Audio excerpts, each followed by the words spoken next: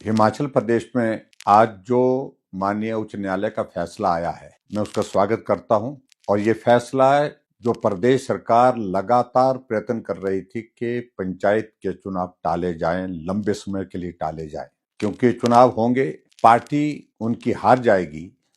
इस डर के कारण चुनाव टालने का प्रयत्न किया जा रहा है। और मैं इस बात को लेकर के भी जरूर कहना चाहूंगा, जहां कांग्रेस संविधान की पुस्तक को हाथ में लेकर के संविधान बचाओ के नारे लगा रही, वहां हिमाचल प्रदेश में सुखरू जी के नेतृत्व में जो कांग्रेस की सरकार संविधान की धज्जियां उड़ा रही। संविधान के अनुसार जो व्यवस्था है कि पंचायत के चुनाव 5 वर्ष के अंदर आपको करने हैं, उससे देर नहीं किया जा सकता है।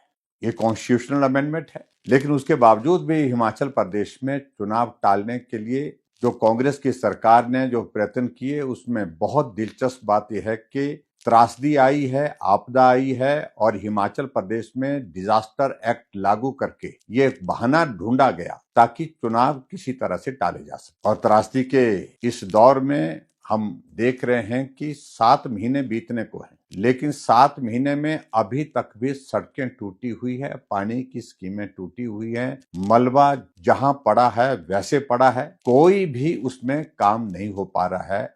लेकिन उसकी आड़ में कि डिजास्टर एक्ट लगाया है, हमारा फोकस जो है सड़कों को रिस्टोर करने का है, वाटर सप्लाई स्कीम को रिस्टोर करने का है। पंचायत के चुनाव हम इस वक्त नहीं करा सकते। आज उच्च न्यायालय का फैसला आया है, मैं उस फैसले का स्वागत करता हूं। और उस फैसले के अनुसार तय किया है कि 28 फरवरी तक पंचायत के चुनाव से संबंधित जितने भी औपचारिकता हैं, चाहे वो डिलिमिटेशन है, चाहे वो रोस्टर की बात है, चाहे वो वोटर लिस्ट के सत्यापन की बात, उन सारी चीजों को पूर्ण करने के आदेश दिए हैं। और कहा कि 30 अप्रैल से पहले हर हालत में हिमाचल प्रदेश में चुनाव किए जाए। ये बहुत बड़ा झटका है कांग्रेस की सुखरू सरकार को। और ये पहली बार नहीं, इससे पहले भी आपको देख रहा हूं मैं कि हिमाचल प्रदेश में एक बड़ी दिलचस्प स्थिति और भी हुई कि नगर निगम बना दिए, नगर परिषदें बना दी, नगर पंचायतें बना दी, लेकिन कहा कि चुनाव नहीं होंगे। जो एग्जिस्टिंग पंचायतें हैं उनके हिस्से काट करके नगर निगम में मिला दिए, नगर परिषद में मिला दिए, और वहां वो पंचायत का प्रधान काम करे तो करे क्या? ये भी एक बहुत दिलचस्प बात है। और उसके बाद अभी हाल ही में शिमला के जो कॉरपोरेशन के, म्युनिसिपल कॉरपोरेशन के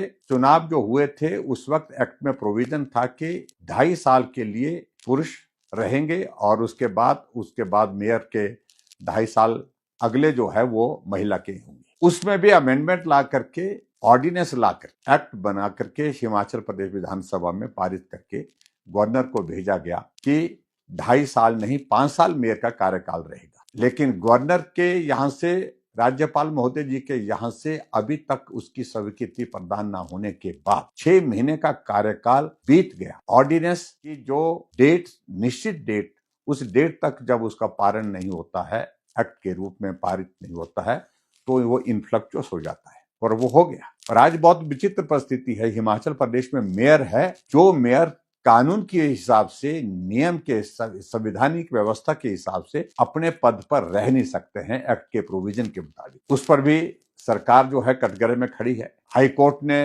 गवर्नमेंट को फाइन लगा दिया, और अगली हियरिंग में मैं उम्मीद करता हूं कि उसमें भी कोई जल्दी फैसला आएगा, उसमें भी सरकार संकट में होगी। इस प्रकार से संविधान की धज्जियां हिमाचल प्रदेश में कांग्रेस की सरकार जो है वो उड़ाई जा रही है, जो चिंता का विषय है। अभी जो फैसला माननीय उच्च न्यायालय का आया है उसका मैं हृदय से स्वागत करता हूं। और मैं ये कहूंगा कि सरकार तुरंत चुनाव करने की कोशिश करे। और हाईकोर्ट के आदेश के अनुसार 30 अप्रैल की तारीख दी है, लेकिन 30 अप्रैल की तारीख का भी इंतजार करने की आवश्यकता नहीं, उससे पहले चुनाव कर, क्योंकि पहले की डेट उन्होंने निर्धारित नहीं की है कि भाई कि आप पहले नहीं करा सकते, पहले भी करा सकते हैं। जल्दी चुनाव कराएं ताकि लोकतांत्रिक व्यवस्था के अनुरूप हिमाचल प्रदेश में जो पंचायती राज संस्थाएं अपना काम कर सके, पंचायत के चुने हुए प्रतिनिधि काम कर सके, ये मैं प्रदेश सरकार को जरूर कहना चाहूंगा।